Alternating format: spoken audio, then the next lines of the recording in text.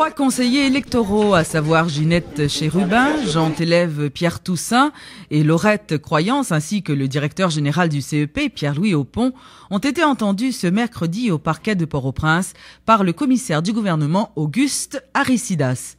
Les membres de l'organisme électoral étaient invités à comparaître par devant le parquet sur des accusations de corruption et de pots de vin qu'ils auraient reçus dans le but de truquer les résultats des dernières élections en faveur d'un ou de plusieurs candidats. Par cette convocation, nous voulons faire d'une pierre deux coups. Deux coups en ce sens que pour nous notifier conseillers de la création de cette commission sénatoriale, cap enquêter sur les dénonciations de corruption. Et puis ensuite, nous développer par cette convocation que notamment président conseil électoral là dit nous côté une provision légale pour créer un BCEN spécial. Alors que la Constitution dit pas un tribunal qui a créé le pays sans que pas une loi de référence. Moi, je présenté pour deux raisons. Premièrement, comme justiciable, je voulais répondre à l'invitation du commissaire du gouvernement.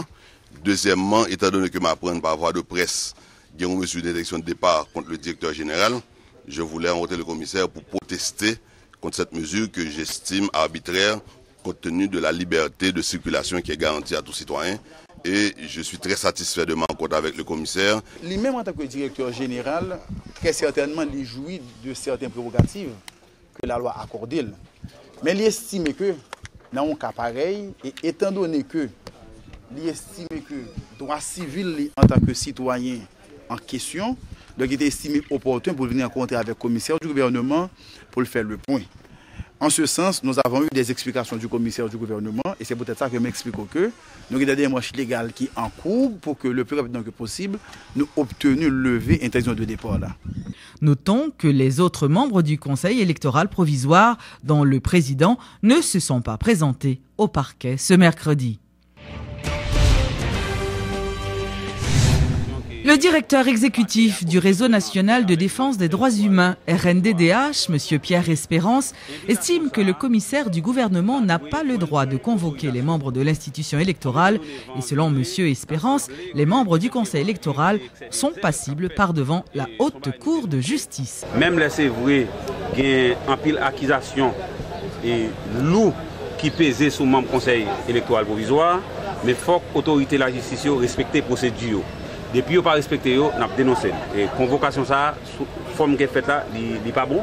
Nous dénonçons. Il faut pas qu'il y ait une autorisation parce que c'est le membre du conseil électoral provisoire. On ne peut pas convoquer comme ça. Et nous dénonçons par ça.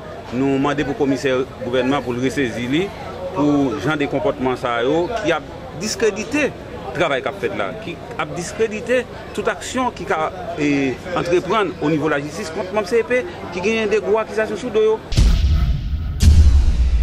Le Premier ministre désigné va devoir cohabiter avec le parti Unité. C'est ce qu'a révélé le président de la Chambre des députés, Sorel Jacinthe. Intervenant à la rubrique Le Point de Métropole, M. Jacinthe estime que les normes et les principes doivent être pris en compte avant la ratification du Premier ministre désigné. Toutefois, M. Jacinthe admet avoir découvert en Daniel Rouzier un homme d'une certaine compétence et d'ouverture. Que ce soit avec M. Martelly, le président de la République, nous avons rencontré deux fois, montrer la procédure, m'expliquer, me conseiller. Que ce soit avec M. Rouzier, montrer la procédure, me conseiller. On t'y rappelle cette procédure? Procédure, écoutez, au président, si vous avez une majorité, vous avez choisir le Premier ministre ou changeler, suivant sentiment, ou pas de Premier ministre, c'est le cas de M. Martelly qui a 3 députés, et 3 députés, ça c'est dans le groupe GPR là, que lié. Premier ministre, il a le droit de choisir, il fait consultation, son procédure légale, normale, mais il n'a pas de majorité. Pour le chercher, il faut aller chita avec groupe majorité, pas seulement chita parler, mais c'est est-ce que j'ai une volonté pour négocier avant, si je négocier, comment pour établir les critères, les profils, qui programme ensemble pour nous qui côté nous aller et puis qu'on y a pour qu'on ait avec qui est-ce qu'on va gouverner en fait de ressources, en fait de monde.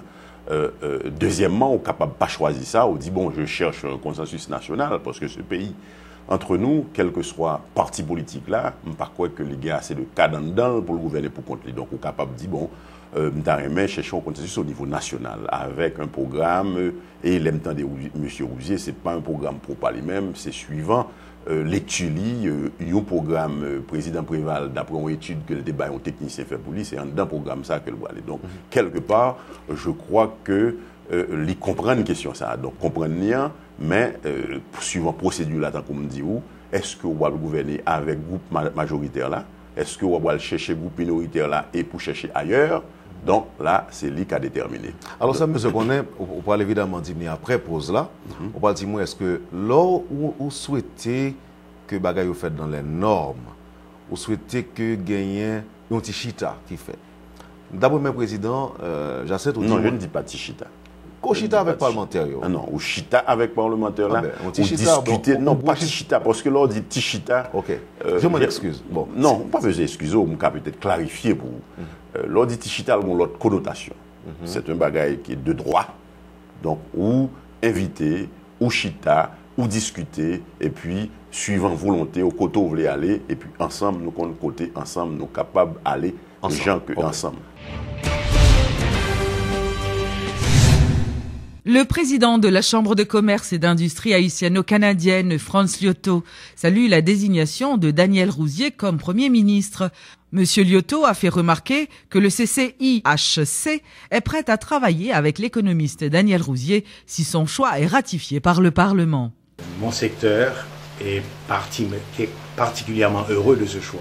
D'abord parce que monsieur Rouzier est une personne connue du milieu, quelqu'un qui a le respect de toutes les couches sociales de ce pays par son engagement d'abord en tant qu'économiste, en tant qu'homme d'affaires, en tant que responsable d'organisations charitables et aussi qui est très connu pour être un homme de principe qui adhère à la foi chrétienne. Et je pense que nous avons en lui une personne de valeur qui peut prendre en main les défis qui vont se présenter à lui. On hérite un pays qui sort d'une catastrophe universellement reconnue comme gigantesque, une économie qui est à plat, une situation de dégradation morale générale dans ce pays qui s'est accélérée au cours de ces dernières décennies.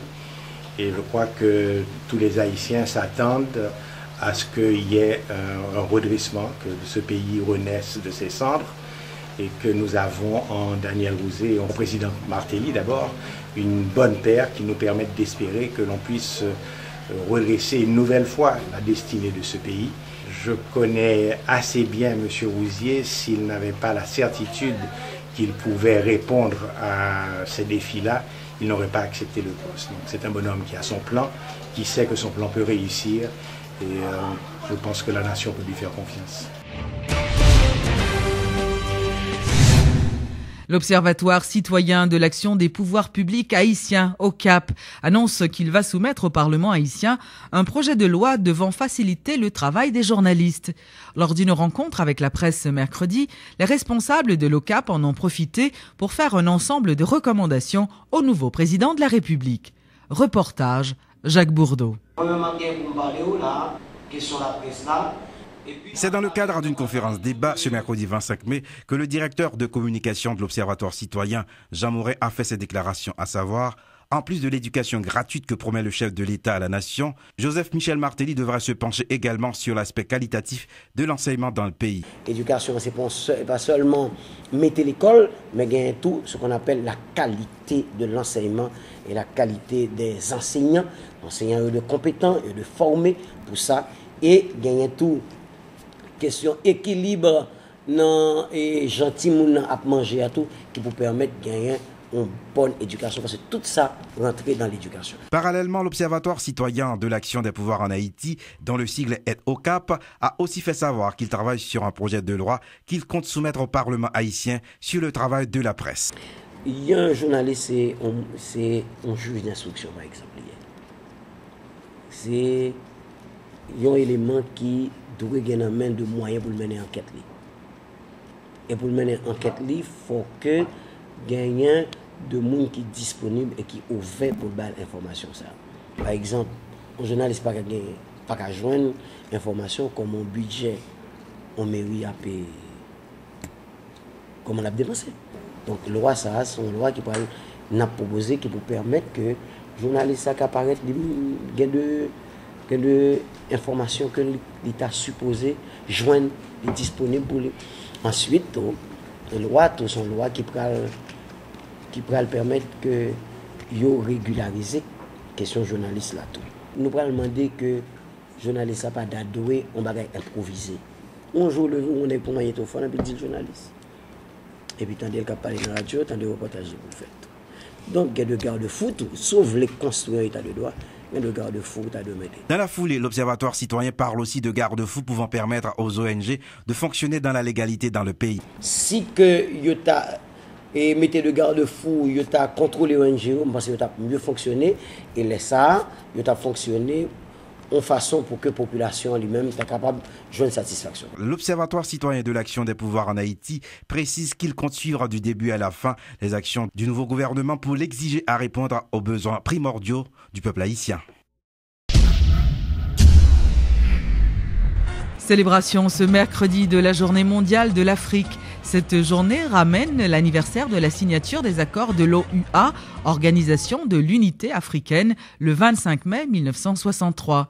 C'était l'occasion pour chaque pays d'organiser des événements dans le but de favoriser le rapprochement entre les peuples africains. Suivez les propos de la ministre de la Culture, Marie-Laurence Jocelyn-Lassègue. Afrique qui est considérée à juste titre, c'est le cas, comme le berceau de l'humanité, à l'origine donc pas qu'être nombre de peuples, de langues, de religions et de traditions, en pile projection de films, en pile exposition artistique, des débats thématiques marqués ANESA pour édition 2011 là, et nous sommes capables de dire que par exemple l'UNESCO organisait là en pile pays d'Afrique toute une semaine justement de cette africanité, sorti 23, arrivé 27, côté justement il y a rappelé importance, tradition, langue, culture. Et nous sommes capables de dire que ANESA, c'est sous la présidence de la République du Congo que en pile activité a faite.